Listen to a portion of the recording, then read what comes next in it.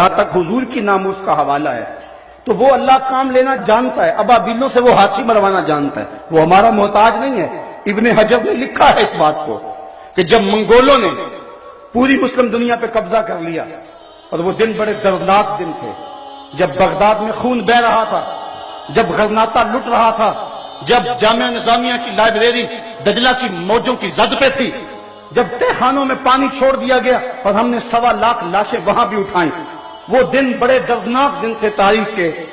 ایک منگول سردار عیسائی ہو گیا اور اس نے ایک بہت بڑا اجتماع کیا۔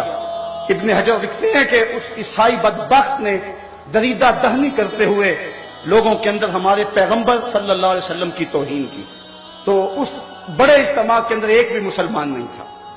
تو جب اس نے حضور کے خلاف بھونکا تو پاس ہی بندھا ہوا ایک کتا جوش میں آ گیا اور وہ زور زور سے بھونکنے لگا۔ سب نے اسے کہا کہ تم مسلمانوں کے نبی کے خلاف بولا ہے اس لیے یہ کتا بھونک رہا ہے۔ تو اس نے کہا کہ نہیں یہ ویسے بڑا غیرت مند ہے، میں نے ہاتھ سے اشارہ کیا تو یہ سمجھا کہ مجھے مارنے لگا ہے، اس وجہ سے غیرت میں آیا۔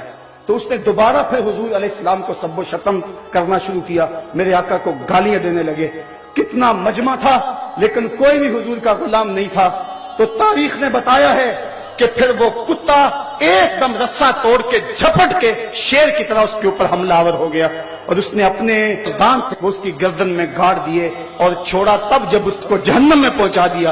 ابن حجر لکھتے ہیں کہ اس واقعہ کو دیکھ کر اس منگول سردار سمیت اس مجمع سے 40,000 لوگ اسلام قبول کر گئے۔